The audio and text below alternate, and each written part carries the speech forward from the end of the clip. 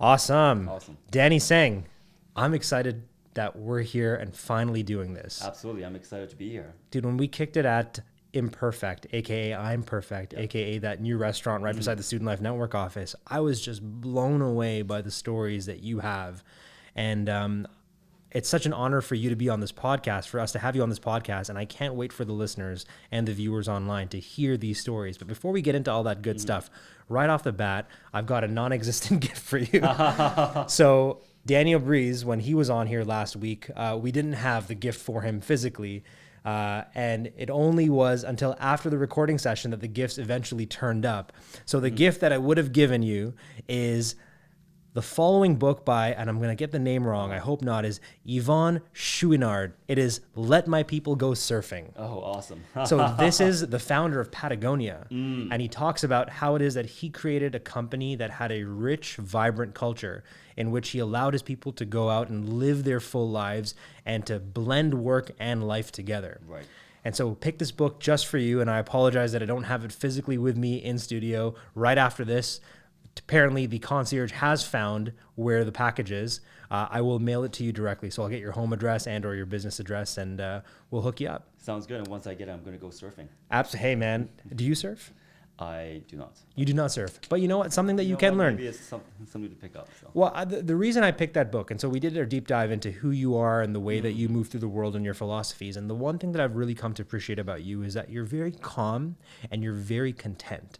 Like you've got the 2 C's down pat. And I imagine that your team feels very much the same way. Like I had the good fortune at the Impact X Toronto meetup last year to meet some members of your team. I've stayed in touch with some of them online, on Instagram specifically, and they seem calm, they seem content. Like you've done something special at Syllable Design. But I don't think that was always the case. You weren't always calm and content as an individual. Like I think your team and Syllable Design benefits from you being a calm and content person now. But once upon a time, you weren't that guy. You were filled with anger. You were filled with fear and frustration. Talk to me about that time before you created Syllable Design. Who was Danny then? I love how you say that I give you the impression that I'm calm because you know how like you see ducks or like swan on the surface. They're just gliding along the water and they're beautiful and so graceful. But you look down, they're like paddling like crazy. Yeah. Many call that duck syndrome, man. That's a real thing, dude. Oh yeah. So like like there's times where I still feel that way, but I'm very good at compartmentalize my emotions right now, and then just like get into the zone after. But like before that, I was dealing with all sorts of other issues that was more or less was a barrier for me to getting where I want to go. And it was only until I resolved those barriers that really allowed me to get to the next level. And so talk to me about some of those barriers specifically, and why did they make you antsy? Why did they make you sort of like, nervous about the future? Nervous about the future. I would say, let's see, like I used to suffer from really bad social anxiety issues. And then when I was at the beginning of my career, I knew from the get-go that I want to be in the leadership position, or at least start my own firm at some point. And in order to do that, I need to be able to find my own clients, be able to communicate my ideas very, very directly. And I presented when I was in school, I always presented really well, but that was because I would practice and rehearse. Like ad nauseum, you would just like to the brim and to the point where I'm just on autopilot. And you were just regurgitating like a prefabricated thing. It wasn't organic necessarily. And I did well. However, like when I realized when I was at meetings at the office and whatnot, I would essentially hyperventilate when it's like a room of 3 or 4, and I'll never be able to get a word out. Like the words would be stuck in my throat. No way. And then that was an issue that I know that I had to overcome. That's rough, man. And so talk to me about like the last job that you had before you came over and started your own company, Syllable Design. And what made you want to take that leap? Well, when I was about my very first job outside of school, knowing that I wanted to be in a leadership position someday and start my own practice, I started looking at what the founding partners and principals were doing that no one else were. And they essentially were going out to events and they were able to work the room like seasoned professionals. And at that time, that simply just wasn't me. And I had a stutter, I had social anxiety issues, and I knew I had to get out of that. And so what I did was I started inundating myself with as many events and social events as possible. Like I would go to meetup.com, find out what those events were at, and then start going to them. So you just wanted to throw yourself in the deep end and really just force yourself to get better at the thing that had been crippling you until that point. I essentially inundated myself with it until it wasn't a problem. Interesting. So you kept on trying new versions of Danny. Pretty much. And it's all about It's all about reinventing yourself. Right. And yeah. That's super interesting, man. Like I wouldn't know what it's like to grow up with a stutter. And, communication is the primary vehicle for all of my different endeavors, whether it is teaching, whether it's speaking, whether it's managing, so on and so forth, leading, all of that. Was that really hard to shake off? Because I feel like right now I can't even sense the hint of a stutter. Oh, like you speak very fluently, very coherently, very articulately. But do you still feel like at times that the Danny that had a stutter is still in there somewhere? I would say at this point I can firmly say no, because that's a chapter of my life that I have closed. Interesting. And how I plan my life is always in 5-year intervals. Okay. So what I do is and this is almost like a daily ritual for me. Like the first thing that I do when I wake up is more or less I get out of bed and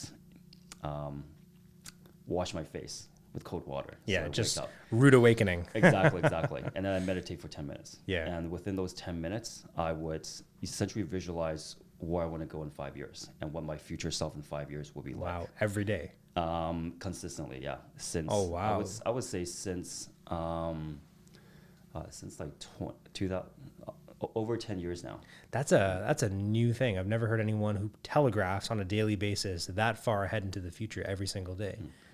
Well, it was I was absorbing a lot of articles out there, and then that was a NLP technique that I read up upon. So like the technique goes, envision where you want to be in 5 years, and then picture it as in much clarity as you want. And then see what that person is like how the person moves through the room, conducts this day to day, how that person gets stuff done, and then just picture yourself walking into that person, and then being that person, and then thinking about like what you can do differently today. I like that a lot, and I think that really plays into what we're feeling in the zeitgeist. I think the one thing that superhero movies do really well is they simulate these scenarios where there's the person that we're supposed to become. And there's always part, especially when it comes to origin stories, this moment where the main character rejects becoming that thing, whether it's Peter Parker rejecting becoming Spider-Man, or it's Clark Kent rejecting becoming Superman. There's that process that we get to see in a darkened room for about 3 hours where that main character has to eventually step into who the world needs them to be. And it feels like you're constantly projecting out the version of Danny that's going to become, even though I think that you've become a fairly well-articulated version, a well-defined version of Danny right now. Is it hard living in the future like that all the time? No, actually. Like, do you ever feel like you're not doing enough right now in the moment? I feel how I look at myself is I always ask the question of what am I doing right now that is going to make me 1% better tomorrow? 1%, that's it. Just 1%. Small incremental I only change. Focus on a 1% increment every single day. So like, what do I do today that will make my life and whatever it is that I'm trying to improve 1% better? Because here's a kicker. It's a small chunk. It's a small improvement. But over a year, I'm talking about like 365% increments. Yo, that's actually really true. Yeah. Exponential. So it seems like, it's doable. Sizing it down into chunks and then executing on it. Yeah, and I think that principle can be applied to anything, like whether you're working out or whether you're trying to save more money or, whatever it is that you're trying to get better at or reduce or just change altogether by doing it consistently in small doses. We call it daily imperative actions on the Ideas into Action show. That's the way to make it happen, man. And if there's any one theme that has emerged from I think you're episode 18 of the 18 guests that we've had on thus far, that's been a consistent theme. Like there's things that happen every single day that get them closer to the version of themselves that they want to build. For sure. There was an interesting turning point, an inflection point in your story, and it involved a video game. Oh my God.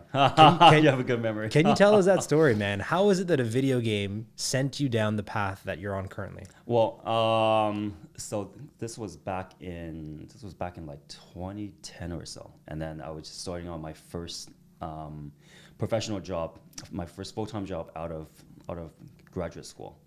And back then I was very, very introverted. Like what I like to do is I would go home and after work, lock myself in my room and just watch shows and play video games. That's and it.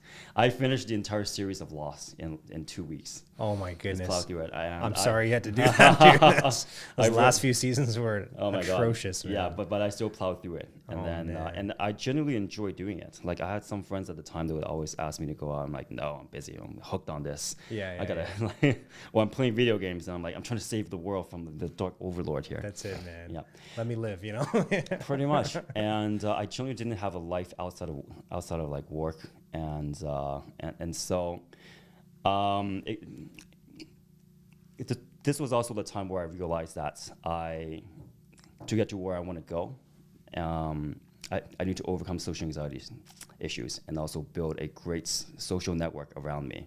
As they always say, your net worth is your network. Yeah. And back then I had none.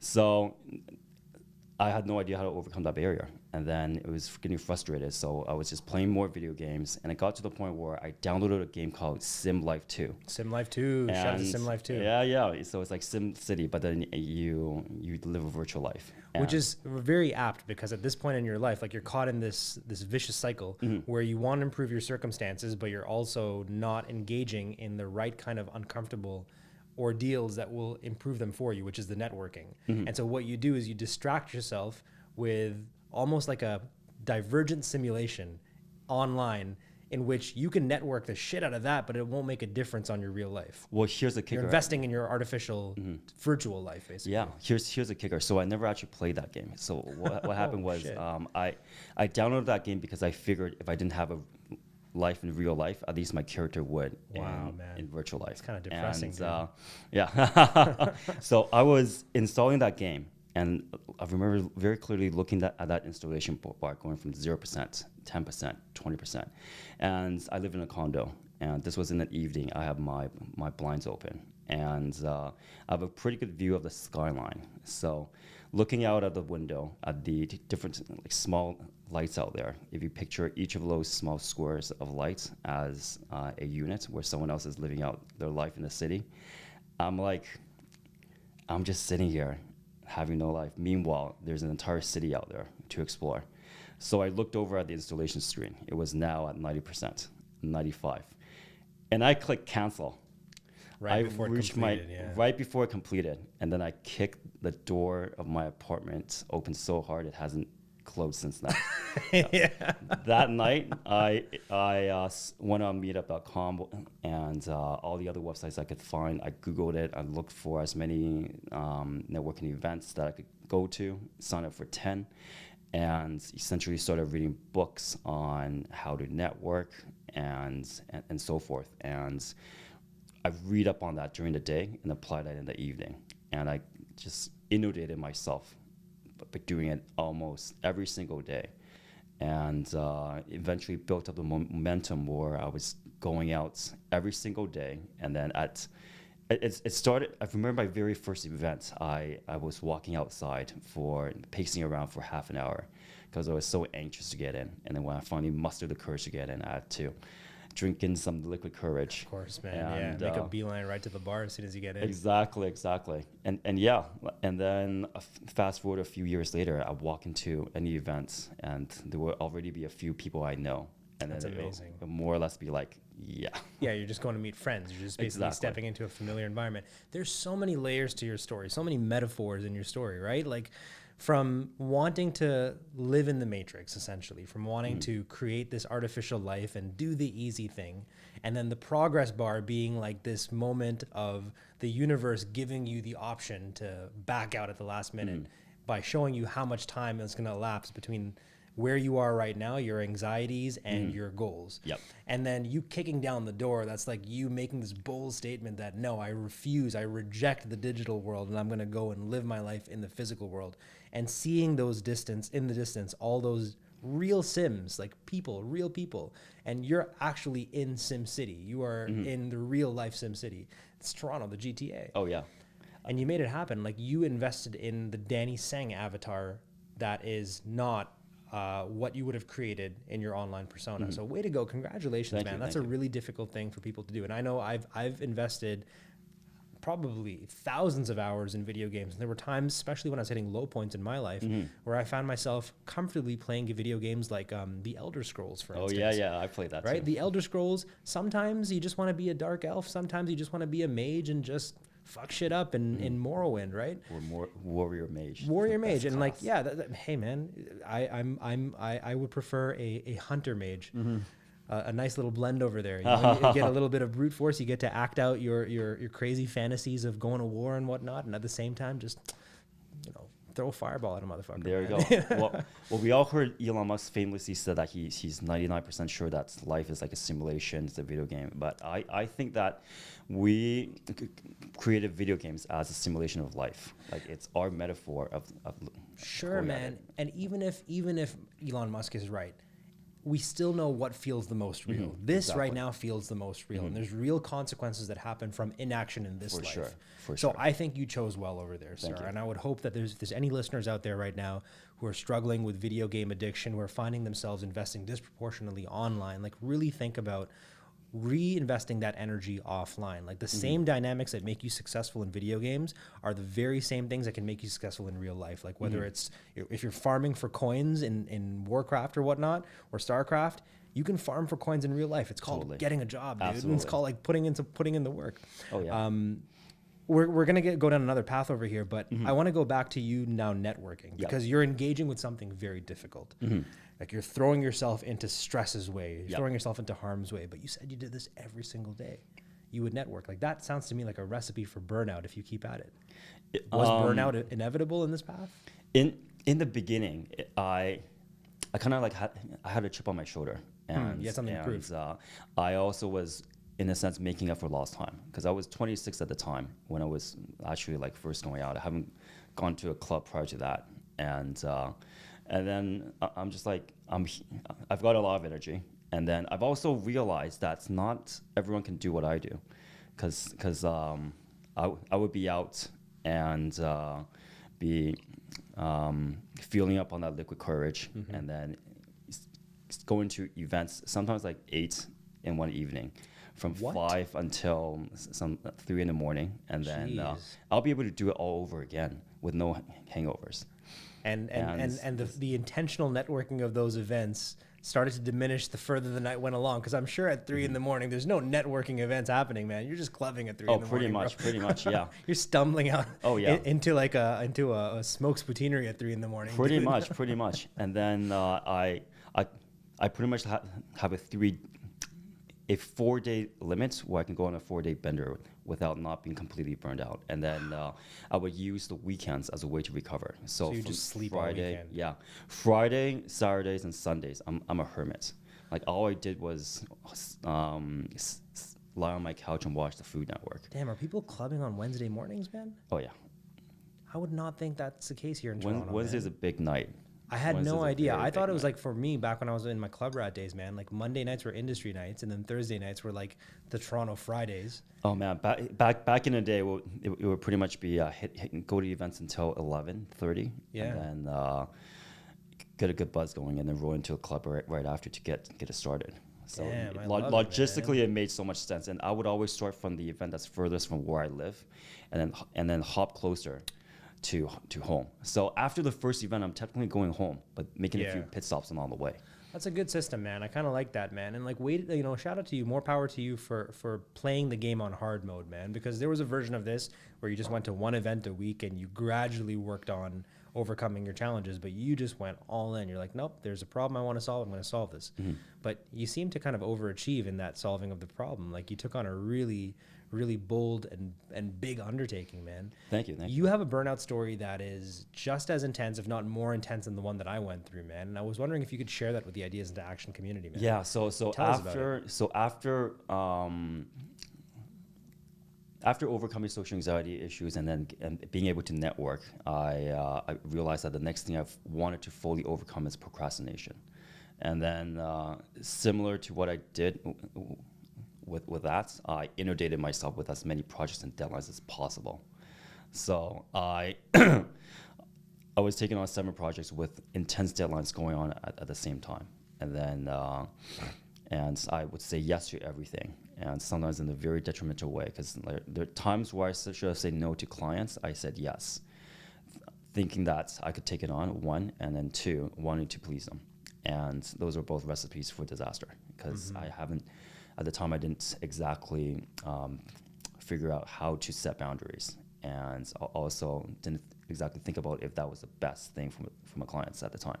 And this was like 3 years ago. So I was essentially working 18-hour days for at least 8 weeks straight. Wow. And no weekends also. And then at one point, I got into a client's car in the morning. We were going off-site to see a new projects. And then halfway through, I said, hey, I feel a really sharp pain in my abdomen.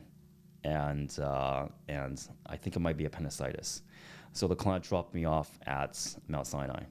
And I went to the ER, and they asked me to rate the pain from 1 out of 10. And I would say it was an 8.5 because my back was wet from sweat from holding back the pain, and I had to hold onto a chair like increasingly hard. It was like a pulsating pain in the depth of my abdomen. I never got shot before, but I would assume that's what it would feel like. Like I was legit sweating, beating in sweat, clenching my teeth, the whole 9 yards. Oh my goodness. And then they did an examination on me, blood test and like ultrasound, the whole 9 yards, and they couldn't find anything that was wrong with me. And at the very end, the doctor asked, "Are you stressed out? And are you working long hours?" And I'm like, "Yes to both." So she's like, "Take a break. You're overworking yourself, and it's likely caused by stress." Yeah. So like you can literally feel excruciating pain in your body, and it's your body's way of telling you to stop. So but I can honestly say that I've overcame procrastination at that point from going through that experience. Literally, like you went to the hospital and you had to have a doctor tell you that this is what's going on with you. Like that's how much you had subjected your body to a level of stress that was physically compromising you. Mm-hmm. Man, I'm sorry to hear that. That's I think this is my second time hearing the story, but every time I hear it, it's just like, ugh. It triggers a little bit of PTSD in myself as well. Like I don't think I can ever go back to living my life in a way that begot the sort of stress that burned me out the way that it did the last time that it did in 2014, man. Well, you wrote the book on burnout, so there's no way to live, man. Like one of the questions that I'm always asked is like, do you need to burn out in order to realize what your thresholds are? Mm-hmm. And I don't think the answer is yes, man. You don't have to burn out in order to realize what your max is. You can incrementally and safely move and edge towards your max. You don't have to go out in spectacular fashion and dissolve like a phoenix and then hope to be reborn again. Like that's not the way you do it, man. Yeah, agreed. It's no wonder that the World Health Organization has called stress the health epidemic of the 21st century, because you were just suffering in silence, it sounds like, for 8 weeks in a row, 18 hours a day. I was also really focused, and I was determined to just inundate myself with it and just make it happen. So like, where did that pressure come from, man? It was self-suggested. Like I figured, you know what, I'm just gonna do it. I just put my pedal to the metal, go full force, and see what comes out of it. And then got everything done, with the exception of one project, which went haywire. But yeah. Looking back though, could you have gotten all that work done in more time, slightly more time, without burning out? I think so. And part of it is learning how to set boundaries and learning how to say no. Yeah. Yeah. So what do you do right now to keep yourself from burning out? Like, 'cause now you're responsible for a bigger team, Yep. bigger projects, and you're also getting older. And so hopefully, you're not going to burn out again, because if you do, the recovery will be, commensurate to how old you are. Yep. What are some things that you have in place right now? Practices, philosophies, people that prevent you from burning out? So meditation is huge, and I find that's when my mind gets clouded, meditation always brings me back to a peace, and it could be as quick as 2 minutes even. Just find peace in there, and I when I meditate, it's typically anywhere between 2 to 25 minutes. That's more or less all I need, and I also block out my time in a very systematic way. And with all the things I'm juggling, like I get bored doing one thing specifically. So like I would I would schedule my day in a way where every single day is different. Because when like say for example, if on Monday, for me typically is when I do my business development stuff. So like following up with clients, sending goals for the week, and then Tuesdays and Wednesdays where I do more of the production work. Right. But prior to that, Tuesday morning I would figure out ways on tasks that I can delegate to my staff, and then create systems for them to work on, or they're empowered to complete their tasks as well. Yeah. Yeah. And then the rest of the week, more or less, just like I go with the flow from there. So but aside from that, I also put in scheduled breaks, or I will give myself kind of like earned breaks. And one of my guilty pleasures right now is Trump news. Oh man, dude, most people check that out to stress themselves out, man. Oh my God. How are you de-stressing by reading Trump news? Dude? It is scary and terrifying, but comical and entertaining at the same time. There is a certain comedic element to it too. Totally, right? It is the greatest reality like TV situation right now that's happening. Like I'm just waiting for the Netflix special on Trump to be released. There's going to be so many great follow-ups to this. Oh my God, movies, can you imagine the first motion picture based on this, like the first biopic?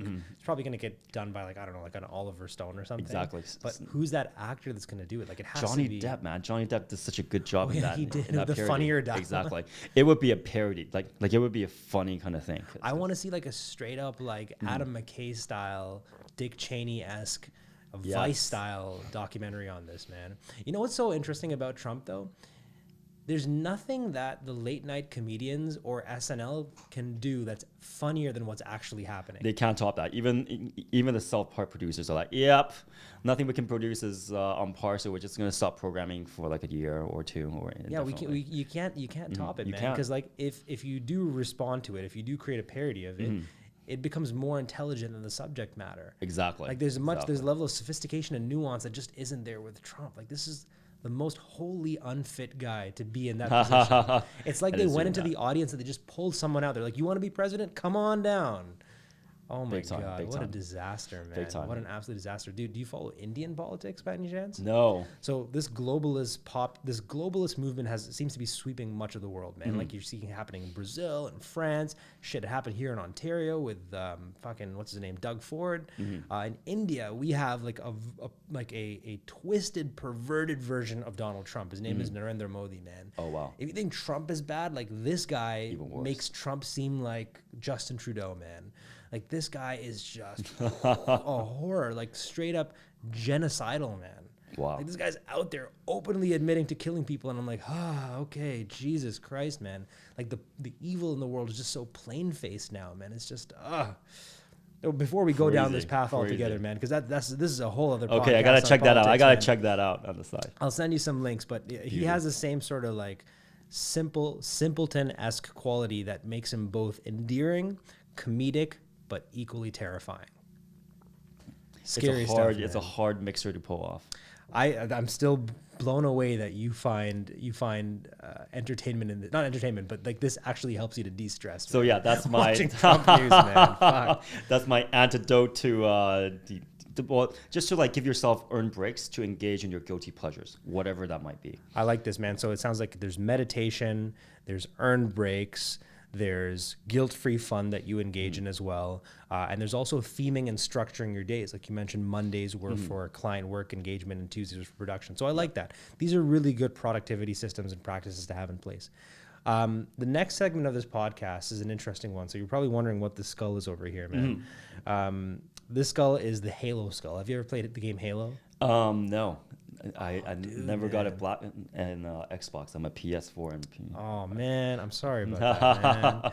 I feel like the listeners, man, Team Xbox, man. I think we're losing numbers over here, right? Oh man, I gotta get back on that. But the game that this references is a game that I grew up on. All of my boys, NBP, shout out to NBP. We used to play Halo quite a lot. Some of us still do. Haroon and I are the only ones who are still playing MCC these days.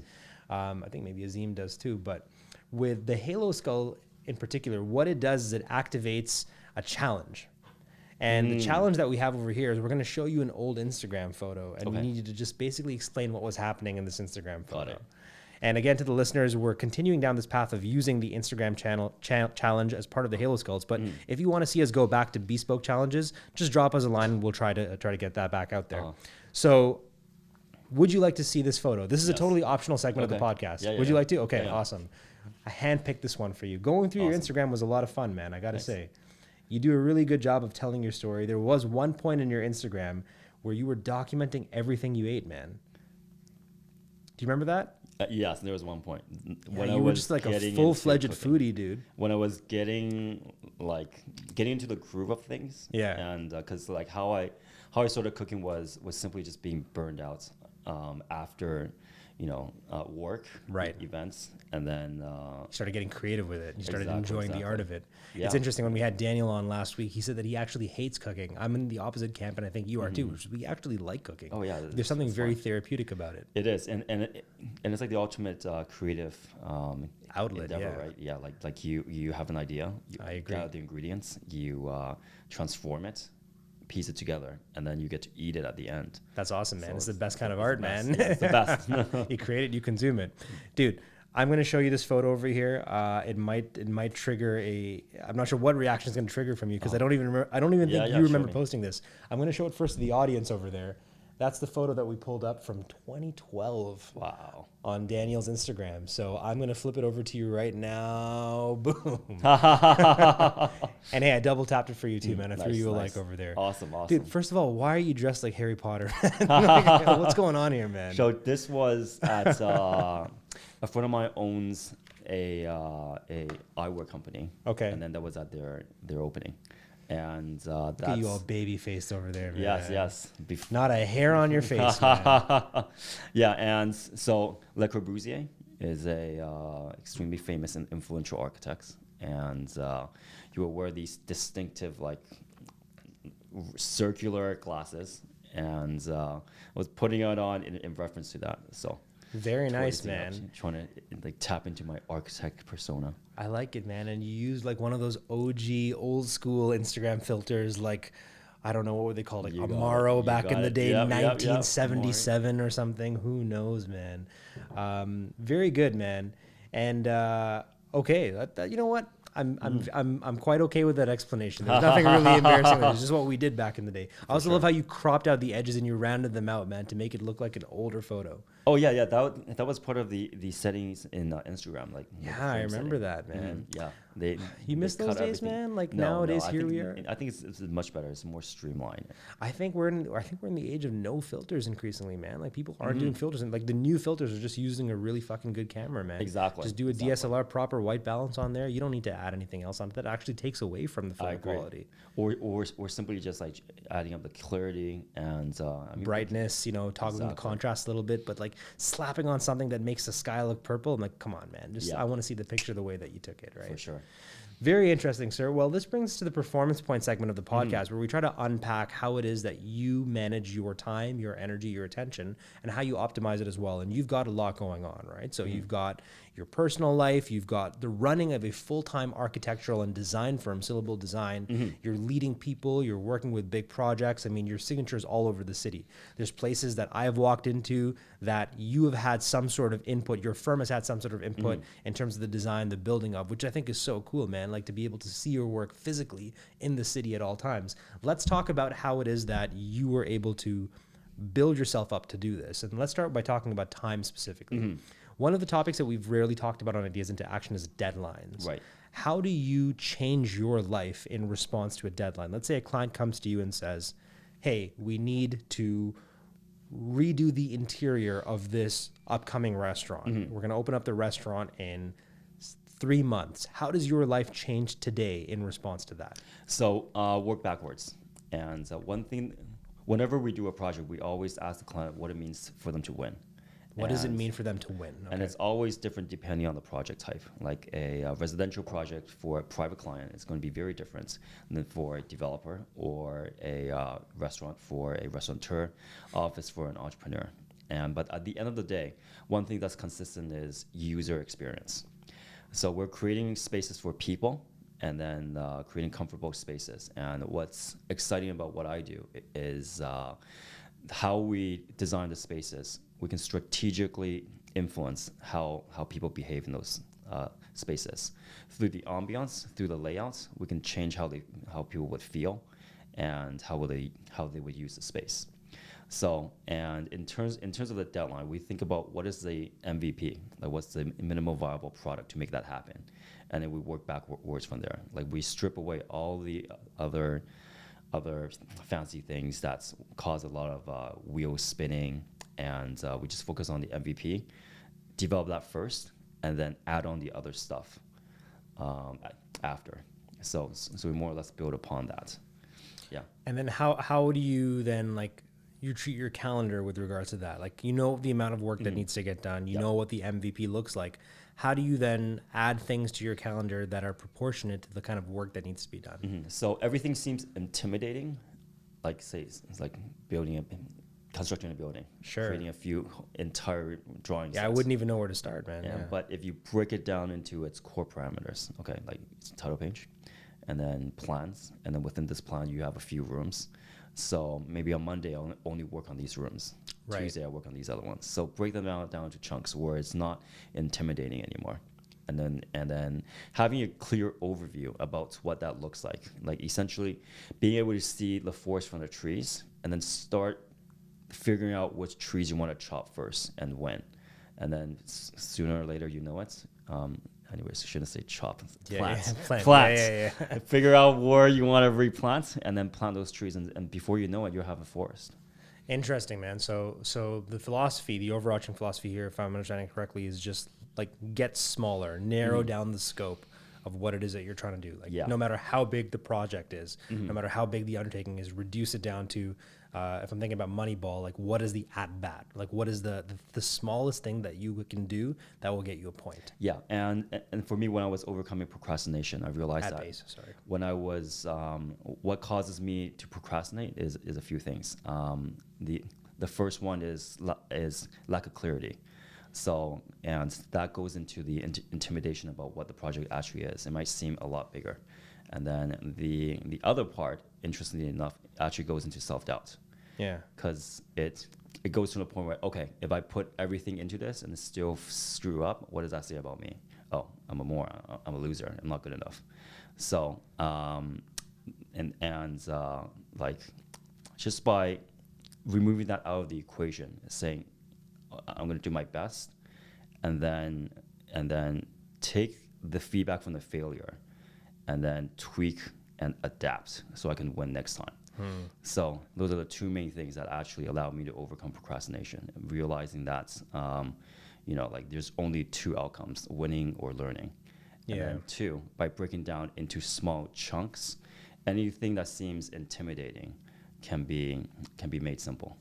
I like it, man. I think this is a good reminder to the listeners to just break things down, make them simple. Like there's no such thing as an overwhelming project. I mean, there are overwhelming projects and tasks, but once you're able to identify that point of ingress or insertion rather, everything starts to become easier because then it just becomes about momentum. Once you get that first little entrance into it, you work on a small piece, then the next piece, the next piece, the next piece, the next piece. Before you know it, you've planted a whole forest, as you said. For sure.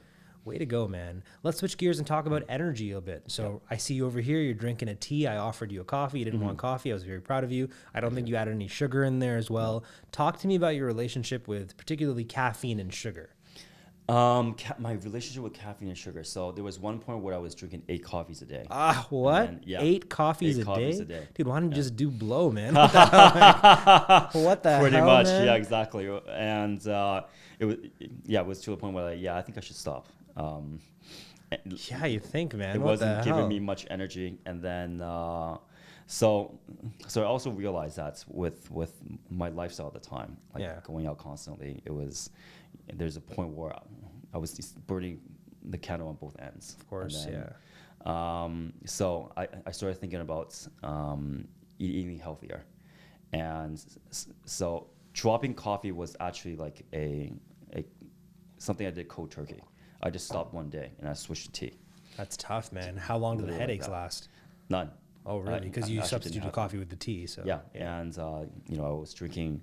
Well, granted, in with that 1 cup of tea, I have 3 tea bags, but it was a slowly decrease, Right, and to the right. point where I don't even need to drink any form of caffeine to feel energized. Good for And you, in man. fact, being hydrated and getting enough sleep and meditation is enough to give me energy. And the other part is actually eating healthy. Yeah. The food that you put into your body is essentially the fuel that you burn on, and being able to eat healthy and pretty much like everything that I cook and make is from scratch, so I know it's not processed. Good for you, So man. it's simply like being mindful of what I'm putting into my body, and then regulating my energy around it.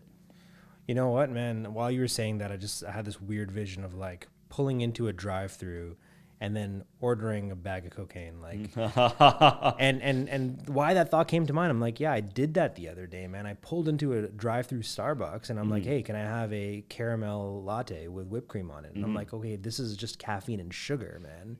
That's what this is. These are legal drugs, man. These are Exactly, things that make exactly. you crave more of the same thing. For sure. You have sugar, you want more sugar. You have caffeine, great. You develop a caffeine dependency Mm-hmm. over time.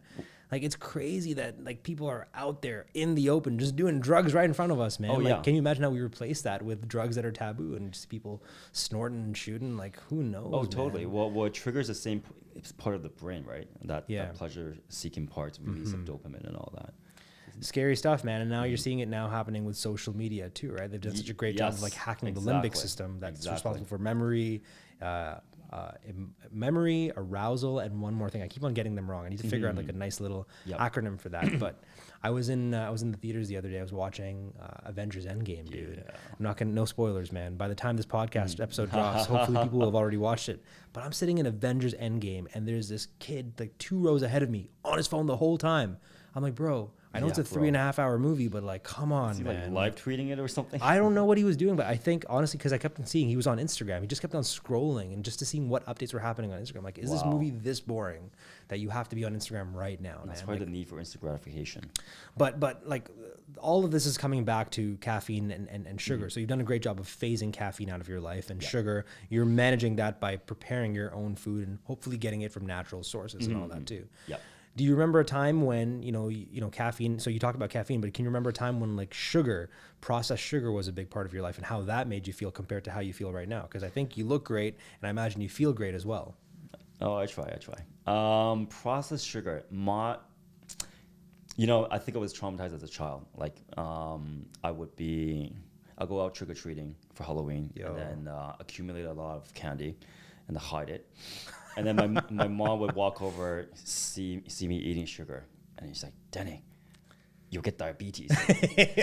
They'll saw off your legs." With a graphic. With a graphic, like type 2 diabetes. I mean, if it gets to a point where it's actually bad, Damn, like, they'll dude. saw that stuff off. Oh my So God. like, I'll be eating candy, and then she'll come over and say, "You're gonna get diabetes and die." And then she just gesture by like sawing off your leg. And like that was actually what gave me a negative association when it comes to processed food. Like I stopped drinking Coca-Cola in high school. Yeah. And I don't have any cravings for sugar, candy, so forth. It's tough, man. Like, definitely no judgment to anybody that currently has a sweet tooth or an addiction to any of these things too. Like, as somebody who was addicted myself back in the day to all of these things, it was really hard to wean off. Like, in some cases also, you have to consider that there's a socioeconomic factor in this as well, right? When Yeah. you think about food deserts, for instance, where the nearest place to get food near where you live is like the A&W down the street. Like, you don't stand a chance at that point. For Like, you don't sure. have access to groceries in the same way that people with good fortune and privilege do. So It's so I convenient. get it, man. It's terrifying stuff. Also, shout out to trick or treating, man. Yeah, yeah. I wish we could still do it as adults somehow. Man. Just make a nice little haul, man. The other adult day, version. I was hanging out with my partner's nephew, and he had a cupcake, and I had the same cupcake, and I ate that cupcake, and I got a jolt of energy through my body. Wow. Now, I'm a little taller. I mean, comparatively to him, very tall and like significantly more mass. I was beaming with energy, and I'm like, how is this mini human that's like a fourth of my size, a fifth of my size, gonna eat that cupcake? And sure enough, he ate it and became Devoured it. Dude, he became a ping pong ball, man. He was just bouncing all over the house. He became like a mini SpongeBob. So much energy. I thought he was gonna explode at one point. I'm like, what the heck? That's the issue. Like, kids already have so much energy. I know. And then you like you give them a can of pop, like 12 teaspoons of sugar. Sugar, dude. That's just ridiculous. Like, Wild, man. and we wonder why kids have ADHD. It's simply just the diets that mainstream media and these companies have made them to believe that it's good for them. And like the whole thing, like eating like those high sugar cereal for breakfast, making this seem like the most important meal of the day. Like, that's wrong. Dude, so I can't remember who it was, but I need to get this person on the podcast at some point. This person told me, I need to figure out who it was, told me that breakfast was actually created by, like, the concept of breakfast came about. Was that you? I might have mentioned it to you. But the cereal lobbies, yeah, right? Yeah, absolutely. That was you. What the hell? Like- Oh my like God. college, That like, was someone else, dude. It was you the whole they, time. They wanted to sell more cereal. Yeah. And then they started saying breakfast is the most important meal of the day. Yeah. You know, and then the way you eat breakfast is cereal and milk. And and the dairy farmers came up with, you have to have milk with your cereal milk power. and drink it in the morning for breakfast. But you don't eat breakfast. Like, I No, do dude. intermittent fasting, where I don't eat till the afternoon sometimes. But Yeah. mostly around 11 because I love to eat. And so intermittent fasting, how long is your window? So Daniel on this podcast said that his was 12 to 8. 12 to He 8. only eats within an 8-hour window. Yeah. So 12 to 8, but there's a gap where you don't where I don't eat between 14 to 16 hours. Oh, wow. That's good for you, man. And you do this consistently every single day. There are cheat meals. I'm not gonna lie. Yeah. But I aim to be as consistent as possible. Right on, dude. Last question in this segment over here. Let's talk about attention, right? Like, you've got a very active social life. So, like, a lot of the habits that you picked up in terms of like being out there, being in networking events, going out there, socializing, the occasional party over there, still very much part of Danny Tseng's life. How do you determine the ratio between work and quote unquote life? So I've been doing less of my events now. I go to significantly less than I used to. Yeah. And then it's just like the initial impetus that I had is no longer there. So if I go now, it's more to catch up with old friends, and then whereas most of my business development now is through one-on-one meetings. So instead of going out there and kind of like casting a wide social web that I did before, I'm more focusing within my network and building relationships with people that I've already met. Right, And energizing those relationships. Exactly. Yeah. And then leveraging their networks. Because what I realized when I was going out a lot is, I'll have quick conversations with people, but they all last around like 2 or 5 minutes, because we'll see someone else we know at the event, and then and so it was very, very quick. Transactional almost. Yeah. It's like, hey, hello, you have a card? I have a card. Here we go. Exactly. Never follow up. Yeah. So like I realized what got me to where I am now isn't going to take me to the next level. And this year I made a big pivot, and where I've actually just like had more in-depth, deeper conversations with people that I've already met, and hearing what they're up to. And I find that to be a lot more beneficial. So in terms of how I divide up my work and free time, hard to say and varies. Like right now, I'm in a very busy stage of my work life, where I've got a lot of deadlines going on at the same time. So it's probably 80% work and 20% play. but within those 20% play, I make sure I like do it and do it well. Yeah, do it to the maximum. Yeah. Good for you, Oh, man. yeah. Dude, Danny, that brings us to the last segment of the podcast, man. This is the rapid fire round. How you Awesome. doing, man? You good so far? Yeah. Awesome, man. Well, this is it. I got 10 questions for you. I'm gonna hit you with them in a volley. What I need you to do is just answer with the first thing that comes to mind. For sure. Ready to do this? Yeah. All right. These are 10 questions, the rapid fire round with Danny Tseng. Question number 1. What's the last book you read? Last book I read, Alter Ego by Todd Herman. Ooh. Number 2. What's the last podcast you listened to? Yours, actually. Hey, give us another one, though. Tom Bilyeu's Impact Theory. And, There you go. yeah, Tom Bilyeu has been a constant theme. It's you, He's good. Daniel Breeze, and Kelly Foss Pretty much. have all brought him up. Number 3. What's the best video game of all time? Oh, man. I'm going to say The Witcher 3. Yo, great choice, man. Way to go. The Witcher 3. Number 4. What's the title of your autobiography? Switching it up. I can't answer that right now. know what? Let me think though. Let me think. How about that? I me like think. that. It seems like a Done. really Let me poignant think. title. What does a person need to be truly happy? Let's see. I would say accomplishing their goals and making progress. If I can sum it down to one word, it's progress. Progress. Feeling a sense of continued movement towards Exactly. a point that has valence in it. I like that a lot. That's actually really... Yeah, no, that checks out. Way to go. I like that a lot. Thank you. What's an app that you can't live without? Oh, good question. Managing my life, I would say any of the Google suites. So Google Calendar, like Google Calendar is probably the one. That's the one I yeah. would say, right? I use it to the maximum. I have the final task that I ever want to check off my to-do list is delete the to-do app. Oh yeah. And I think if I had to switch to what I call Mogul productivity, which is the only app I'm ever going to need, it's Yeah. going to be my calendar. Yeah, for sure. Because ideally, you have a calendar that you can see where you need to be, when you need to be there, and then you have enough of a team where somebody's responsible for interfering the messages for you and then giving you a digest. But you Big probably time. need like a phone, email, and calendar, I'd say. Phone, email, calendar, and you're set in terms sure. of what Mogul productivity looks like. Right on, man. If you could hire any artist to perform at your birthday, who would you choose? This could also be a DJ. God, there's so many. Only one. Unlimited budget, man. It can be anyone. Unlimited budget. Just bring Drake, man. Go for it. Oh man, I was gonna say Drake, but Jay-Z. Oh, way to go, man. Yo, are we invited to your birthday? Absolutely. Yeah. If you could trade lives with anyone for a day, who would it be? Elon Musk. Oh, dude, I think your head would explode, man. We'll be curious to see what it's like. I imagine I would probably hate it, man. He just doesn't seem like a yeah. happy person at all. Oh yeah, man. but I'll be super curious to see what goes on in his mind and his life. For sure, yeah. What's the most interesting thing you have right now in your jacket pocket?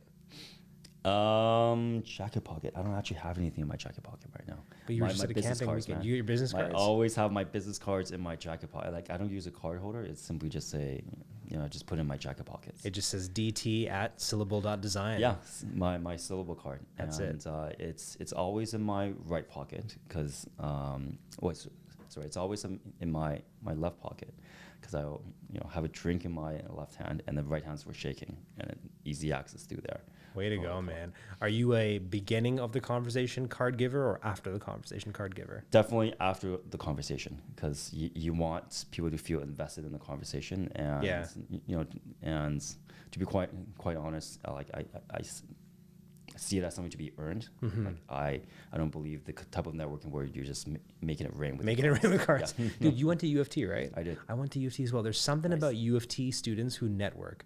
Dude, they always give their cards in the beginning. I don't know who's telling them to do that, Yeah, but that's the wrong way if of you're doing studying at U of T right now, you're doing it the wrong way. Like, Exactly. don't give out don't your do business that. card until somebody asks for it, man. Exactly. Or I've also used it as an effective way to get out of a conversation too. It's like, I'm so sorry, I have to run, but here's my business card. Yeah. That's it. Oh yeah.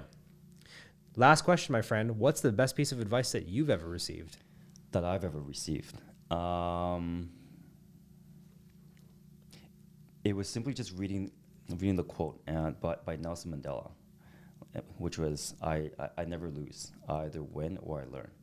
I never lose. I either win or I learn. Yep, and that's echoed in Ray Dalio's principles, where he defined like success as pain and reflection equals progress, and that'll lead to success. pain and reflection equals progress.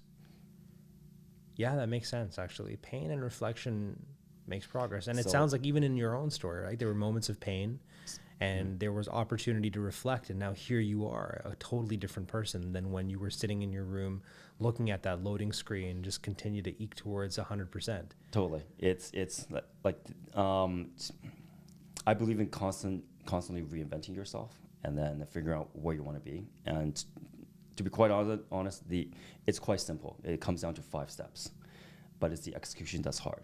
And the 5 step is 1, define what you want to become and the traits associated with it. And then the second part is figure out what your barriers are towards that. And then the third part is visualize it, at least for me anyways. And then the fourth part is simply going out and doing it. And the last and most important part actually is reflecting on it, like collecting data on what you've done, and then you do it all over again. And this 5-step process has allowed me to essentially overcome a lot of my own barriers. Yeah. And also allow me kind of like a roadmap to get to where I want to go. And wherever I feel stuck, I compare myself. Like, it's really easy to look at examples around you. Like, I hang out with people who are more successful than me, so it's easy to get caught up in their success and thinking about, oh, how come I'm not there yet? But whenever I feel bad about that, I simply compare to where I was 5 years ago, and then like, damn, I did well. Yeah. And then I think about where I want to go 5 years from now, because we're all running different races. So it's key to just stay in your own lane and just run as fast as you can. Yeah, one of the worst things I ever did when I was sort of like on the come up, if you will, I still see myself as in the come up. I never want to stop seeing myself as in the come up. Is I used to compare myself to other people. I would look to my left, I would look to my right, and I'd be like, why is this person running ahead of me? Why is that person doing that? Why does this person have this? One of the worst things I ever did, man. There's nothing good came out of that. It made me approach my hustle in a very angry way that perpetuated the burnout, right? You're right. I like what you said. Everyone's running their own race. Everyone's in their own lane. And all I have to do is just now look back to who I was yesterday, look back to who I was in 2012 or even before then, and just appreciate how far I've come and just take some solace in that. For sure. Danny Tseng, you're a very wise man. And I define wisdom here as the ability to act on knowledge. And, of the 5 steps that you provided, the 4 were just about like, accumulating the knowledge, going through the experiences. But the 5th step, the most important step, as you said, was about reflecting and creating meaning by looking at how and what I've learned and how it is that I can now improve my next step based on what I've learned. Dude, thank you so much for doing this, man. This is an absolute honor, man. We rock this. Can you believe that an hour flew by? Oh, damn. Just like that. Just like that, man. What's next for you with syllable design? What's next is we're going to continue to build up our momentum and take on bigger and more meaningful, more interesting projects. And yeah. And what's next for Danny Tseng as an individual? What's next? I have a whole list of things I want to accomplish. But what's the most immediate one? I would say the most immediate one is full financial freedom. I love that. Which is being able to build up a team that is able to look after the day-to-day of DT, and then having enough investments where you can buy back your time almost. It seems like that's in the system. Yeah, because right now with everything we've built up, I'm still trading time for money. Yeah. And I'm also realistic in the sense that we're building up a business, we're building up a brand, and it does take time. Yeah. But I have a vision and I have the steps planned out. Good, man. I'm just executing it right now. I hope that all the listeners and then viewers of this podcast feel the same way too, that the goal should be to achieve true financial freedom, which is about making sure that you have enough time to enjoy the money that you have. For sure. If you have all the money in the world but no time, you're actually not rich. You're not financially free. And the total opposite is also challenging, because you're going to have all the time in the world but not enough money to enjoy it to the lifestyle that you're hoping for. And dude, where can we find you online? You can find our project websites on www.syllable.design, on Instagram @syllable.design, and then my own personal one at Dan Shauk, DANSHOC. But I would say check out our Syllable Designs Instagram page. We have some really great content where we aim to add value to our viewers by kind of like describing our design challenges around it and how we solve it. So everything is added with a little bit of design knowledge that we do our best to curate and present. Wonderful. And finally, for those listeners in the GTA, what events are you going to be at? Where can people, brush shoulders with you and receive that left-handed business card from you, man? I gotta check my calendar. Just yeah. Too many to check. I would figure like a connoisseur of Toronto events like you would just have like one ready to go, man. But yeah, I can also imagine why you would be overwhelmed by the sheer volume that you have coming up, man. Would you recommend any what would be your favorite community that you would recommend to the listeners over here to get involved in? Community in terms of like an online community or an offline community here in Toronto. Online community. I'm actually not on any online communities right now. Something similar, like in the vein of like Impact X Toronto or Impactivists. Yeah, like Impact X Toronto when Kelly was running, those were great. Yeah. And then I feel like you should create some sort of online community. I feel like you would be really good at. I've been thinking about, and actually one thing I wanted to talk to Daniel about last week was like, hey, what are you guys gonna do with Impact X moving forward? Like, if you're not gonna, if you're not getting the support that you need from Tom and Quest, like, hey, there's definitely a very interested and willing supporter in me over here. So sure. We'll talk about it. We'll figure something out, buddy. Yeah. We'll figure something out. Friends, that was episode 18 of the Ideas into Action podcast with Danny Tseng. I enjoyed kicking it with him. I enjoyed learning a lot from him, and I hope that you were able to get a lot from this podcast. If you liked it, be sure to rate the podcast. Be sure to share this with your friends and your loved ones. And thank you so much for all the support throughout all the 18 episodes. We just have a few more to go until we close out season 1. Thank you so much, and I'm going to see you all next week. We're out. Awesome. Bye.